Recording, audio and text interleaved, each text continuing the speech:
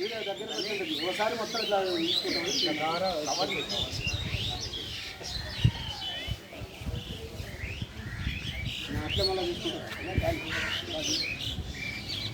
సోదరిమణులారా, సోదరులారా, భారత communist party Marxist CPM బలపరిచిన నాగర్ కర్నూలు పార్లమెంటు అభ్యర్థి కాంగ్రెస్ అభ్యర్థి మల్లు రవి గారిని గెలిపించాలని సిపిఎం పార్టీ ఆధ్వర్యంలో వనపర్తి పట్టణంలో ప్రచార కార్యక్రమం నిర్వహించడం జరుగుతూ ఉంది. ఈరోజు దళితవాడ కరెమ్మగుడి సెంటర్లో వీధి సమావేశం నిర్వహించడం జరిగింది.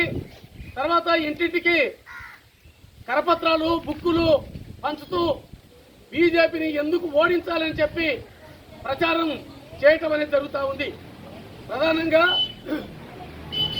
బీజేపీ 10 ఏళ్ల నుంచి అధికారంలో ఉన్నది. 10 ఏళ్ల కాలంలో ధనవంతులకు ఈ దేశ సంపదను దోసిపెట్టడం జరిగింది. కార్మికులకు, కష్టజీవులకు, పేదలకు వ్యతిరేకంగా ధనవంతులకు, పెద్ద పెద్ద కోటీశ్వరులకు అనుకూలంగా ఈ విధానాలు అనుసరించడం జరిగింది. నరేంద్ర మోడీ గారు నేను అధికారంలోకి వస్తే 100 రోజుల్లో ధరలు తగ్గిస్తానని చెప్పారు. కానీ ధరలు ఆకాశాన్ని అంటుతున్నాయి. ఆయన 2014లో అధికారంలోకి వచ్చారు. ఆ రోజు ఆయన చెప్పిన మాట ఏంటంటే, ఒకటే మాట చెప్పిండు, 100 రోజుల్లో ధరలు తగ్గిస్తాను. ఆ రోజు 414 రూపాయలున్న గ్యాస్ సిలిండరు ఈరోజు 1200 అయింది. అదేవిధంగా ఆ రోజు 63 రూపాయలున్న పెట్రోల్ లీటరు ఈరోజు 111 రూపాయలు అయింది. డీజిల్ 45 రూపాయలు లీటర్ ఉంటే ఈరోజు 100 రూపాయలు అయింది. నిత్యావసర వస్తువుల ధరలు అన్నీ పెంచేసారు. జిఎస్టీ పేరు మీద మొత్తం ప్రతి దాని మీద, టిఫిన్ మీద, పాల మీద, ప్రతి దాని మీద పేదోళ్ళు కొనుక్కునే వస్తువులపైన పన్నులేసి పేదోళ్లతోన మొత్తం 58 లక్షల కోట్ల రూపాయలు ఈ నరేంద్ర మోడీ గుంజుకోవడం జరిగింది. అదేవిధంగా నరేంద్ర మోడీ గారు ఆయన ఇంకో మాట చెప్పిండు, నేను అధికారంలోకి వస్తే ఏడాదికి 2 కోట్ల ఉద్యోగాలు ఇస్తాన్నారు. ఏడాదికి కాదు కదా, 2 కోట్లు కాదు, 1 కోటి ఉద్యోగాలు కూడా ఇవ్వలేదు. ఇప్పటికీ 30 లక్షలు ఉద్యోగాలు ఖాళీ ఏర్పడ్డాయి కేంద్ర ప్రభుత్వంలో. కానీ 30 లక్షలు కూడా భర్తీ చేయలేదు. మొత్తం నిరుద్యోగులు ఈరోజు 55 ఏళ్ళ నాడు ఉన్న నిరుద్యోగ శాతం ఎంత ఉందో అంతకన్నా ఎక్కువ ఈరోజు మోడీ పాలనలో ఉంది. యూత్ను, మొత్తం యువకులను నిరుద్యోగం పేరు మీద పోరాటాలు చేయకుండా మొత్తం మత ఉన్మాదాన్ని రెచ్చగొట్టి మందిని చంపించి మొత్తం సెంటిమెంట్తోన ఈరోజు హిందూ ఉన్మాదంతోన ఈరోజు యూత్ను ఆకర్షించడం అనేది జరుగుతూ ఉంది. వాస్తవంగా నిరుద్యోగులు తిరుగుబాటు చేయాల్సిన అవసరం ఉంది. ఆ పద్ధతిలో బీజేపీని ఓడించాల్సిన అవసరం ఉంది.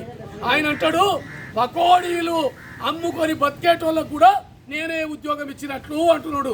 టీ కొట్లు పెట్టుకొని బతికేటోళ్ళు కూడా నేనే ఉద్యోగం ఇచ్చినట్లు అంటున్నాడు మోడీ గారు. కాబట్టి ఈ పద్ధతిలో నరేంద్ర మోడీ మోసపూరిత మాటలు మాట్లాడటం జరుగుతూ ఉంది. అదేవిధంగా ఆయన సంబంధించి ఇంకా అనేక రకాల హామీలు ఇవ్వడం జరిగింది. ప్రభుత్వ రంగ సంస్థలు మొత్తం ప్రైవేట్ పరం చేయడం జరుగుతూ ఉంది. వాళ్ళ గుజరాత్ ధనవంతులకు, ఆదానికి, అంబానికి మొత్తం దేశ సంపదనంతా దోసిపెట్టడం అనేది జరుగుతూ ఉంది. ప్రభుత్వ రంగ సంస్థలన్నింటినీ, రైల్వేలను కానీ, రైల్వే స్టేషన్లను కానీ, రోడ్లను కానీ, అదేవిధంగా పోర్టులను కానీ, అదేవిధంగా విమానయానాన్ని కానీ, తర్వాత మొత్తం ప్రభుత్వ రంగ సంస్థలు మొత్తం నేషనల్ మానిటైజేషన్ పైప్ లైన్ పేరు మీద 6 లక్షల కోట్లకు నగదీకరణ పేరుతో ప్రైవేటీకరణ చేయటం అనేది జరుగుతూ ఉంది. దాంతో ప్రభుత్వ రంగ సంస్థల్లో ఉండే రిజర్వేషన్లంతా ఎస్సీలకు, ఎస్టీలకు, బీసీలకు ఉండే రిజర్వేషన్లన్నీ పోయినవి. మోడీ చెప్తున్నాడు, ఏమంటున్నాడు అంటే, నేను అధికారంలోకి వస్తే రిజర్వేషన్లు రద్దు చేస్తా అంటున్నాడు. మోడీ చెప్పడమే కాదు, బీజేపీ ఎంపీలు, కేంద్ర మంత్రులు అనేక మీటింగుల్లో చెప్పడం అనేది జరుగుతూ ఉంది. ధర్మపురి అరవింద్ చెప్తున్నాడు, ఎంపీ ఏమంటున్నాడు, అవును మాకు బలం ఉంది, ఇప్పుడు 400 సీట్లు వస్తే మేము రాజ్యాంగాన్ని రద్దు చేస్తాం. మేము రిజర్వేషన్లు రద్దు చేస్తాం. అవును మాకు బలం ఉంది అంటున్నాడు. అంటే బలం ఎక్కడి నుంచి వచ్చింది? ప్రజలు ఓట్లేసి నీవేదో మేలు చేస్తావని ఆ పద్ధతిలో ఓట్లేసి గెలిపిస్తే నీవు మొత్తం రాజ్యాంగాన్ని రద్దు చేస్తావా? మన ధర్మశాస్త్రాన్ని తీసుకొస్తావా? పేదలకు, దళితులకు, ఎస్సీలు, ఎస్టీలు, బీసీలు, మైనార్టీలకు సంబంధించి ఈ పద్ధతిలో దాడులు పెరిగినవి. ఇప్పుడు ఆయన అవును అని చెప్తున్నాడు. ఆ పద్ధతిలో బీసీ రిజర్వేషన్లు రద్దు చేస్తా అంటున్నాడు. కాబట్టి మనం ఆలోచన చేయాలి. అంబేద్కర్, డాక్టర్ బాబాసాహెబ్ అంబేద్కర్ రాసిన రాజ్యాంగాన్ని రద్దు చేసి మన ధర్మశాస్త్రం అని 3000 ఏళ్ల నాడు ఉన్న మన ధర్మశాస్త్రాన్ని దేవాలని చెప్పి కుట్రపూరితంగా ప్రయత్నం చేస్తున్నాడు. మనది సనాతన ధర్మం అంటున్నాడు. మాదిగోళ్ళు చెప్పులే కుట్టాలి, అదేవిధంగా బోయాళ్ళు ఈ పద్ధతిలో దొంగతనాలే చేయాలి, తర్వాత కుమ్మరోళ్ళు కుండలే తయారు చేయాలి, మంగళళ్ళు సవరమే చేయాలి, సాకలళ్ళు బట్టలే ఉతకాలి. తర్వాత ఈ పద్ధతిలో అందరూ ఎవరి వృత్తి వాళ్ళు కుల వృత్తిని మానకురా గువ్వల చెన్న అని ఉంది. ఆ పద్ధతిలో బీజేపీ చెప్తా ఉంది. మొత్తము బాపనలకు, ఓంటోళ్లకు, రాజులకు మాత్రం పై కులాలకు సేవలు చేయడానికే ఎస్సీలు పుట్టినరు, ఎస్టీలు పుట్టినరు, బీసీలు పుట్టినరు అని చెప్పి ఈ పద్ధతిలో ఈ బీజేపీ చెప్తా ఉంది. కాబట్టి దీన్ని ఖచ్చితంగా ఓడించాల్సిన అవసరం ఉంది. అదేవిధంగా అవకాశవాదంగా బీఆర్ఎస్ ఎక్కడ ఉంటుందో గోడ వీధి పిల్లిలాగా అవకాశవాదంగా ఎవరు గెలిస్తే వాళ్ళకు మద్దతు ఇస్తా అంటుంది. అంటే బీజేపీకి సీట్లు తక్కువ వచ్చినాయంటే బీఆర్ఎస్ వాళ్ళకు మద్దతు ఇస్తుంది. కాబట్టి బీఆర్ఎస్ను కూడా ఓడించాల్సిన అవసరం ఉంది. వ్యక్తులను చూడొద్దు.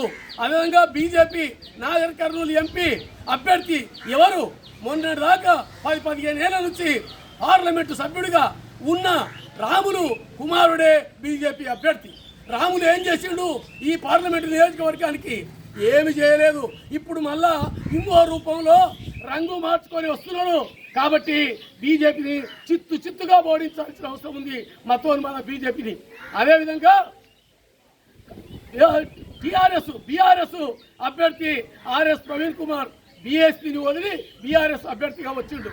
కానీ ఈయన వ్యక్తిగతంగా మంచోడని, విజ్ఞానవంతుడని మనం ఓట్లేస్తే తర్వాత కేసీఆర్ చెప్పినట్టు బీజేపీకి ఎంపీ అభ్యర్థి ఓట్లు పడతవి.